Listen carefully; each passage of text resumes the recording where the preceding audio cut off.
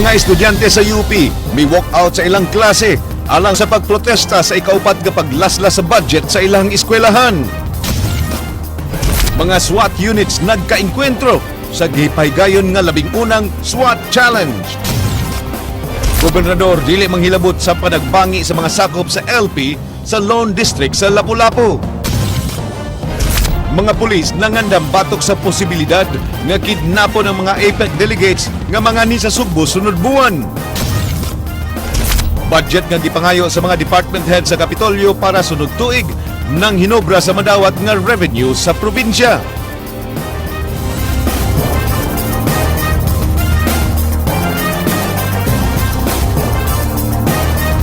Maayong hapon Sugbo, Kabisayan. Mga estudyante og magtutudlo sa UP Cebu nagrally tungod sa paglaslas sa ilang budget. Kini na mao ang ikaupat nga budget cut nga gihimo sa administrasyon ni Presidente Aquino. Kini ang giaksyonan ni Ryan Sorote. Sayo nga nagtapok ang mga estudyante sa University of the Philippines Cebu alang sa usa ka rally batok sa budget cuts sa mga public college ug universities. Panawagan nila nga inay laslasan, padakan sa gobyerno ang gahin sa mga tungaan sa gobyerno nga may gasiligan sa mga kabus nga mga tinun-an. Nagkadugay, nagkadaghan ang mga misalmot nga tinun-an nga namiya sa ilang mga klase. Bisan miuwan, gipadayon nila ang pagmarcha sa mga campus grounds dungan sa pag-aghat sa ubang mga tinun-an pagsuporta sa ilang kausa.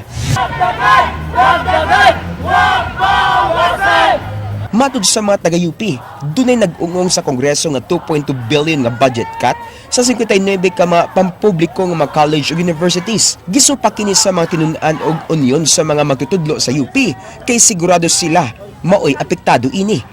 Nga dapat kita mga scholars of the nation, kita ang mga kan dapat eskwelahon sa tong state ba tungod kay ang education usa nato siya ka right ba. Miabot og 3,000 ka mga estudyante sa UP karong tuiga, gikan sa 12,000 sa miging tuig. Kung madayon ang budget cuts, daghang mga estudyante sa UP Cebu ang di na makapadayon og eskwela. Maglisod na usab ang mangandoy nga makasud sa UP tungod sa posibilidad nga mo-increase ang tuition tungod sa pag-decrease sa ilang budget. Gipangutana sa News 5 ang grupo kung pil ang gahin sa UP Cebu campus karong school year. Apan bisan sila, wa makibaw. But for Cebu alone, pila? For UP Cebu alone kay ang ang gipost sa DBM katong propose nga budget is kanang kuan lang pagpuno og mga items ba. Matud sa mga estudyante nga di na masugakod sa mga public colleges ug universities ang dugang budget cuts nga ikaupat na nahitabo sulod sa administrasyon ni Presidente Noynoy Aquino. You have students who are genius.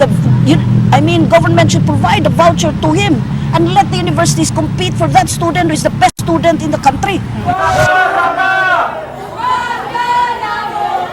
Alang sa Aksyon Bisaya, Ryan Sorote. Dili pabalikon sa mayor sa Dakbayan sa Sugbo ang mga V-hire sa One CityLink Terminal. Bisan gimando sa korte ang pagbukas ug pagbalik niini.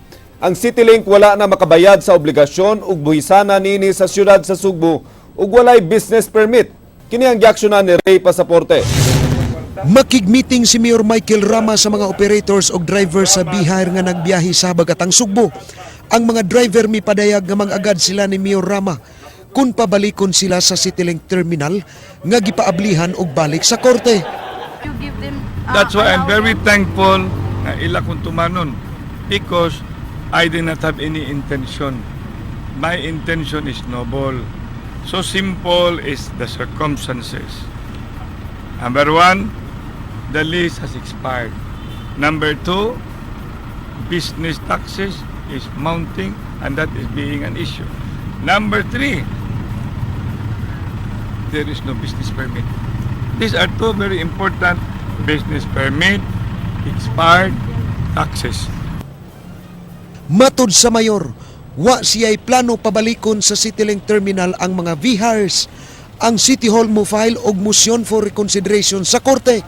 Matod sa mayor, nga expired na ang business permit ug napakyas ang CityLink sa pagbayad sa buwis ngadto sa syudad. Ang terminal sa mga V-hire gibalhin sa mayor ngadto sa kampanya maritima. Luyo sa City Hall. And I will not going to abandon them, never, because they are people. Do not just listen to my opponent because they are opponent. They want to destroy me, but I will not abandon them, never. As I was discussing with the lawyers yesterday, I said, the trust anywhere in the world is already even dispersal. The trust Alang sa Aksyon Bisaya, Ray Pasaporte. must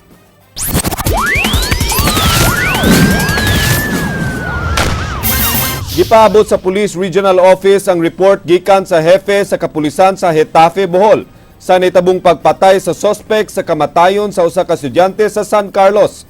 Sumala sa kapulisan sa rehiyon, wala sila impormasyon kung duna bay laing interesado nga mupatay sa sospek. Kini ang giaksyonan ni Edwin Cañete. Wala pa'y report ang hipi sa Hetafe, Bohol sa nitabong pagpatay kang Ruben Fernandez. Si Fernandez mo ang suspek sa pagpatay sa 17 anyos nga estudyante sa San Carlos University nga si Karen K. Buot ni lawas nga maimbestigar og masayran kung kinsa ang nagpusil ni Fernandez dito sa isla sa Nasingin sa Hetafe. To the Chief of Police of Hetafe Police Station, Police Senior Inspector Marcelino Mejias, to conduct the appropriate investigation and determine one is what happened, what's the circumstances surrounding the incident, and who is the culprit or who is the suspect who shot Ruben Fernandez dead. Hangtod karon wala pa mausab ma-autopsy ang patay nga lawas ni Fernandez. Wala usab sila masayod kung asa dadon ang patay nga lawas niini ug buot nilang masayran gikan sa kabanay niini. Matud ni lawas wala sila impormasyon kung doon na bay lain interesado nga mopatay kang Fernandez kinsa giila nga usa ka tulisan ug tidgamit og drogas. Kasi sa ato ang kuan atong kuan kining pagsuta siyang personality niya. Wala kita'y nakita nga kuan. Naa siya'y grupo nga kuan or tao nga posibleng mugukod siya except atong iyahang krimen nga nabuhat. Alang sa Aksyon Bisaya, Ed Cañete.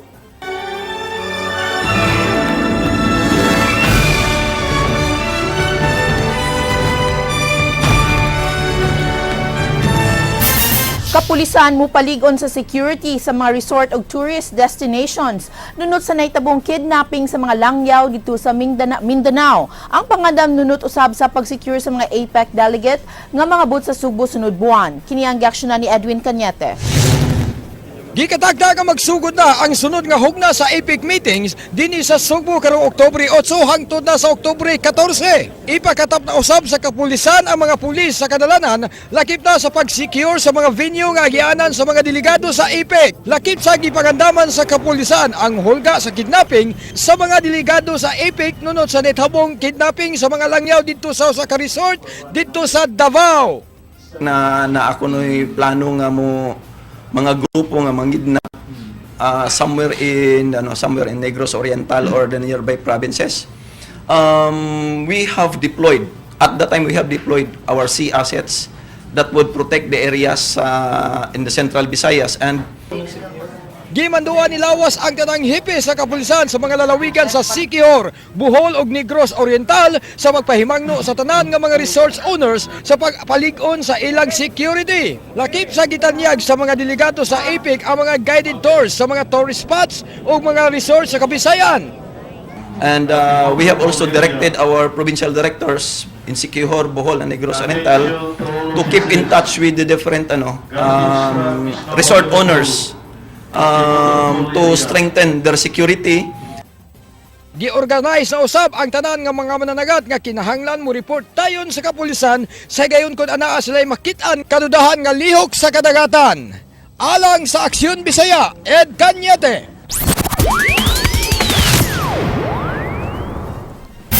Bagong planta sa kuryente tukuron sa Naga alang sa dugang supply sa kuryente sa Sugbo. Unom ka mga kompanya gikan sa gawas sa nasod ang mipadayag sa ilang intensyon sa pagtukod sa bagong planta.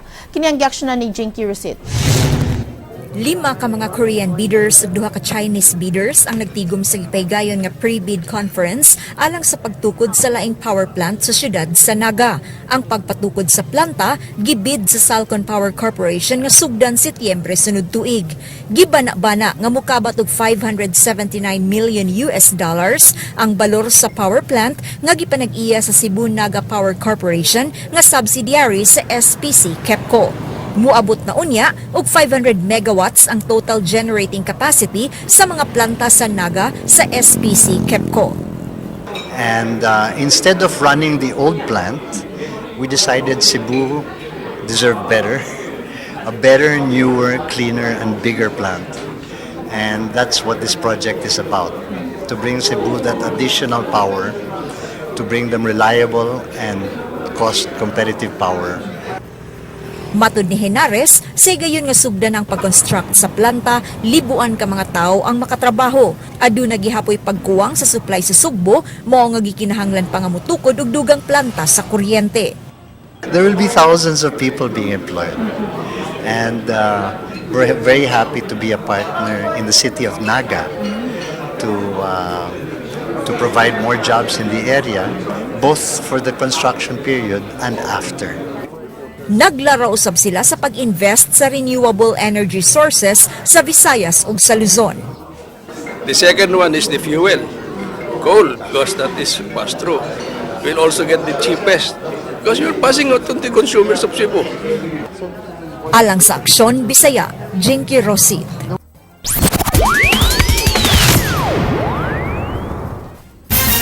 Sa mga balita gawas sa nasod, gipanglabay og itlog sa mga opposition lawmakers ang Prime Minister sa Kosovo aron pugnan kini sa paghimo sa iyang pagkigpulong sa atubangan sa Parliament. Nang lupad ang mga itlog dihang musugod na unta sa iyang speech si Isa Mustafa.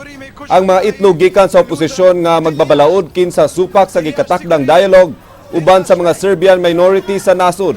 Ang dialogue gi-arrange sa European Union aron maulian ang dili mayong relasyon sa mga Albanian sa Kosovo ug Serbian minorities.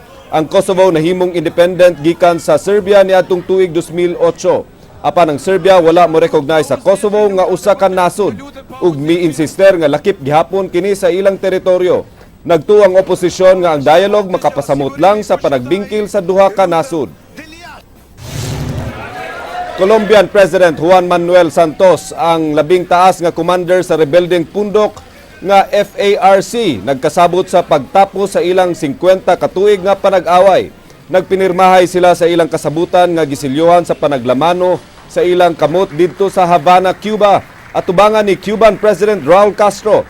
Si Santos ug ang leader ug ang FARC leader nga si Rodrigo Londono kinsa na ila usab nga Timochenko nagkasabot usab nga ang mga rebelde mo disarma sa ilang kaugalingon sulod sa 60 ka adlaw. Ang kasabutan sa kalinaw mahimong dakong kalambuan sa emerging economy sa Latin America ug mahimong babag sa illegal drug trafficking.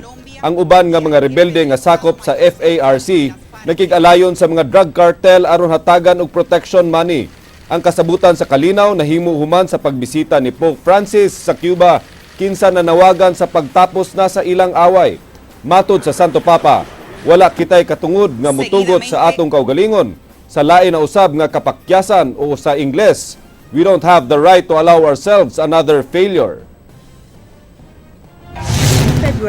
Duha ka mga journalist sa Al Jazeera gibuhian gikan sa prisuhan human nakadawat og pardon gikan kang Egyptian President Abdel Fattah el-Sisi. Ang mga journalist mao ang Canadian nga si Mohamed Fahmy ug Egyptian nga si Baher Mohamed.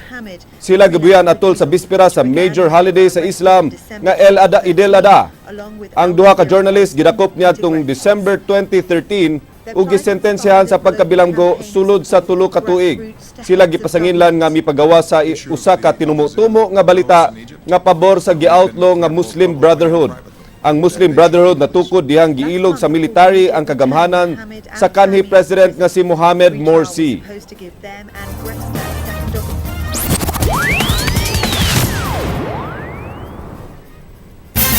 Di mangilabot si Governor Junjun Davide sa lokal nga panagbangi sa mga sakop sa Liberal Party sa syudad sa Lapu-Lapu. Gitugyan ni Davide ngadto sa ilang uluhan nga buhatan ang pagsulbad kung kinsa kanila ang mudala sa partido karong eleksyon. But mudagan pagkamayor si Lapu-Lapu si Efrain Pelaez Jr. batok kang incumbent Mayor Paz Radasa nga pulos mga sakop sa Liberal Party. LP national will have probably to step in unless magkasinabot sila, pero there's no way na magkayunay na sila, nagkiniaya magaling. Mubiyahe paingon sa Moscow, Russia si Governor Junjun Davide aron paligunon ang nasabutan nga cooperation uban sa St. Petersburg. Karong Sabado gikatakda mubiya si Davide ug mubalik sa Oktubre 5. Usa ka agreement sa panaghigala og cooperation ang nasabutan sa tali sa Moscow ug Sugbo niadtong tuig 2009. Nasabutan ang pagpaligon sa partnership sa natad sa turismo, edukasyon, kultura ug sports. Hangyo ni Davide ang kagamhanan sa Moscow sa posibilidad nga pagbutang og direct flight sa St. Petersburg ug Sugbo.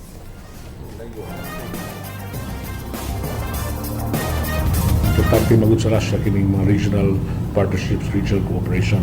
So they're looking at Cebu and St. Petersburg as a model tingali ana. Programa sa edukasyon gikan sa Department of Science and Technology gipasigarbo sa International Information Communication and Technology Summit. Ang kasayuran giaksyonan ni Ryan Sorote. Gipasigarbo sa mga local organizers sa Information and Communication Technology Summit ang programa sa Department of Science and Technology Tech for Ed. Sama sa internet ang database sa Tech for Ed platform apan masayon kini gamiton ug ma-access. Dako kinig matabang sa kalambuan sa nagkadaiyang mga sektor sama sa mga batanon, senior citizens, persons with disabilities, kababayan ug ang naa sa edukasyon. Doon na kini training material ug database sa natad sa komunikasyon, agrikultura, English ug ban pang mga fields nga mahimong maggamit sa mga beneficiaries. Tumong niini nga maggamit ang mga kalambuan sa teknolohiya sa pag-edukar o pagpalambo sa mga komunidad base sa ilang panginahanglan. Tech for Ed, enable, empower people, no? Lalo na sa countryside, and transform the community. So, transformation talaga. Gihimo nga pilot center ang Dakbayan sa Mandawi, nga usa lang sa tulo ang uban na himutang sa Dakbayan sa Naga ug lungsod sa San Remigio. Mahimo makasugod ang mga barangay gamit lang ang tulo ka computer ug ang DOTC na ang muhatag og mga materials ug pag-train sa facilitator sa programa. Gipasigarbo sa Tech for Ed ang passing rate sa ilang mga out-of-school youth nga miabot og 70 to 80%. Doon na nasay migamit og Tech for Ed program sa English nga nakatrabaho na sa call center.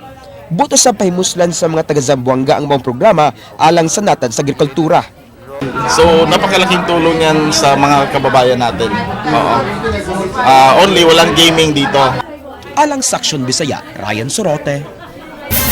Budget officer sa Kapitolyo miawag sa mga department heads nga paminosa ng ilang proposed budget para sunod tuig. Matod ni Rodas, misobra sa projected income sa lalawigan ang gisubmit nga proposed budget sa mga departamento sa Kapitolyo. Kini ang giaksyonan ni Jinky Rusit. Human sa budget deliberation kagahapon sa provincial capital, gipebaw sa budget officer Danilo Rodas nga nang hinobra ang budget proposal sa matag departamento alang sa tuig 2016. Ang collection sa Kapitolyo sa tuig 2015 mukabat lang og 3 bilyones pesos. Apan ang gi-proposed budget nga gisubmit sa mga department heads miabot og 3.6 billion pesos. Ang top 3 nga dunay dakong proposed budget mo ang Provincial Agriculturist Office, Provincial Health Office ug ang buhatan sa gobernador. Matod ni Rodas, kinahanglang minusa nila kini aron maigo ang pondo nga gibana-bana nga makolekta sa Kapitolyo. So parang proposal atong proposal nga 3.6 billion atong naon na to 3.3 billion. Tungod sa kadako sa proposed budget, subli nga makigtagbo si Roda sa department heads aron piliun lang ang prioridad nila. Ayan ay nato planning plus committee niya. Manunod na sila dahil sa mga opisina. Matod ni Rodas, wala na ilaing kakuhaan nga revenue ang Kapitolyo sa gayon nga mosobra ang ilang budget. Karong Oktubre 16 ang deadline sa pag-finalize sa annual budget alang sa sunod tuig. Alang sa Aksyon Bisaya, Jinky Rossi. Nagsangka ang nagkalain-lain nga SWAT unit sa kapulisan alang sa labing-una nga SWAT challenge sa lalawigan sa Sugbo. Ang aksyon gisundan ni Jinky Rossi. Sa labing unang higayon, nagkatapok ang 18 ka mga SWAT teams kung special weapons and tactics nga gikan sa nagkalain-laing police unit sa lalawigan sa Sugbo alang sa labing una nga inter-district SWAT Shoot Fest. Kaganiha, gipakita sa mga snipers ang ilang kahanas sa pag-igo sa target nga may gilayon nga 105 meters.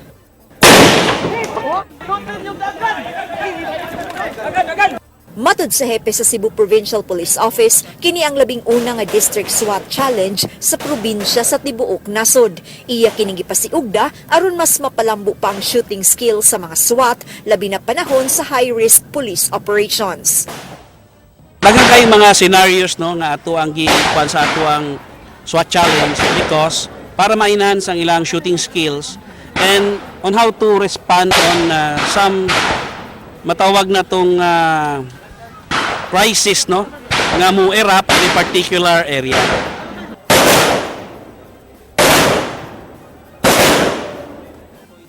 Giangko ni Gilyamak nga doon na pa'y kuwang nga kahimanan ang ubang SWAT units. Mapasalamaton siya sa mga local chief executives, labi na sa syudad sa Karkar ug Naga sa paghahinugdulan 2 milyones ka pesos alang sa ilang mga panginahanglan. Ang Kapitolyo pinaagi ni Governor Junjun Davide misaadugdugang suporta sa mga SWAT sa tanang distrito. Nihatag na siya og funds for the purchase of equipment. Like for example, bulletproof vests and uniform. And also, the governor also provided funds for the upgrade and modernization of dilapidated and unserviceable M16 rifle. Ang makadaog nga team makadawat og 20,000 pesos nga cash, 15,000 ug 10,000 pesos. Alang sa Aksyon Bisaya, Jinky Rossi.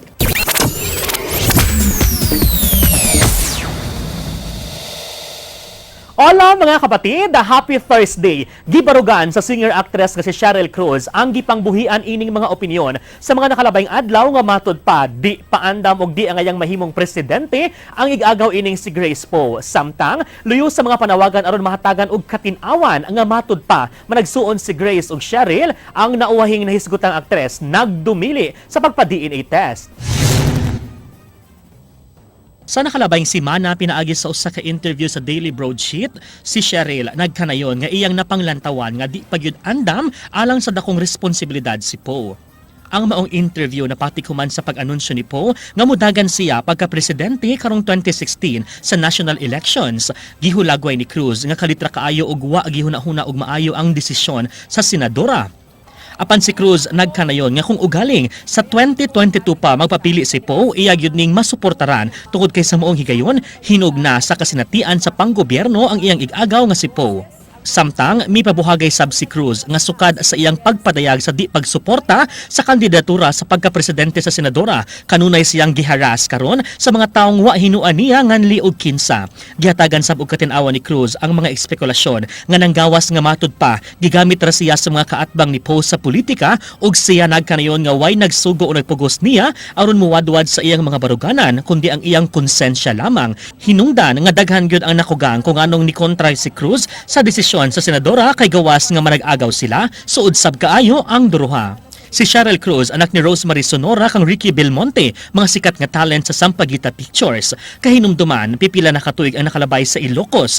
Usa ka sikat nga isyu ang mitumaw sa maong lugar nga matud pa. Adunay secret affairs si Ferdinand Marcos ug si Rosemary Sonora. Inahan ni Cheryl Cruz, kanhi aktres ug igsuon sa Queen of Philippine Movies nga si Susan Roses. Tungod sa pagpadayag ni Poe sa iyang determinasyon sa pagdagan pagka-presidente sa Pilipinas karong 2016, subling na banhaw kining maong isyu. Nasayod na ang kadaghanan nga usa lamang ka-adopted daughter si Grace sa magtiayong si FPJ ug Susan Roses ug way ni bisan kinsa ang nasayod kung kinsa gyud ang tinuod nga mga ginikanan sa senadora. Matud pa sa mga katigwangan sa Ilocos, ang secret affair tali nilang Ferdinand Marcos ug Rosemary Sonora nagsugod ni atong nisud sa kalibutan sa showbiz industry si Rosemary ni atong 1966 panahon sa rehimeng Marcos. Apan giingong walay mga ebidensya nga magpamatuod niini apan matud sa uban nga kung imong ihiusa ang face features ni Ferdinand Marcos ug Rosemary Sonora, mogawas gyud ang hulagway ni Grace Poe.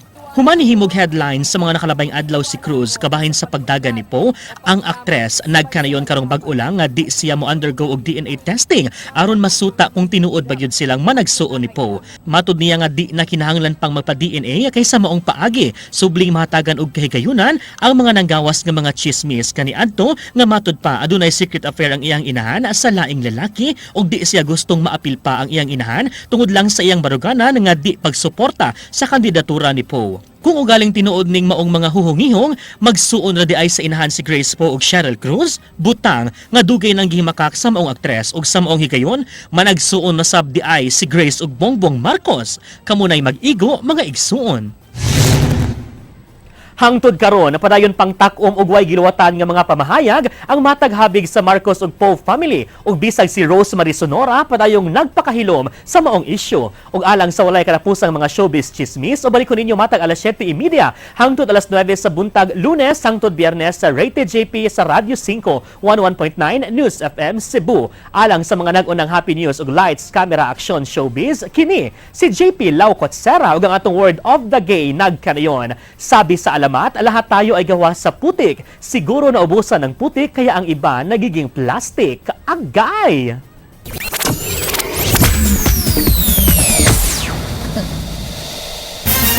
I don't know where to react first sa word of the day o very juicy chismis ang ato ang entertainment karon from JP Laucot, sir. Mo naging nga there's a fine line that divides politics and showbiz. Ah, really? Ang politika, showbiz masana. Oh, that's ang true. showbiz, politika sana. Ah, Ya mo na yung politics kuno, there's no permanent friends, but You know, permanent interest. that's true. So maminaw, kung maminaw na lang tas chismis, no? Related, Ang politika, entertainment nis kadaghanan. Actually, it is. Once election season starts, murag, it's really entertaining Daghan to ko'y listen to grupo, all these napilay ba ang politicians. grupo, ikaw kibaw ka, nga na mag-standby kanunay sa kapihan. Yes. Gikan sa buntag hangtod Hantod sa gabi. hapon, kay magchismis lang Wala sa politika. yung That's true. Familiar? Familiar. Ug mao kadto ang mga balita sa Aksyon Bisaya, ako si Glenn Soco. Mga balita nga pundasyon sa ligdong nga opinyon o konkretong solusyon, ako sab si Georgia Herrera. Bisan asa, bisan kanusa. Kapatid, kay di lang kutob sa balita. Aksyon!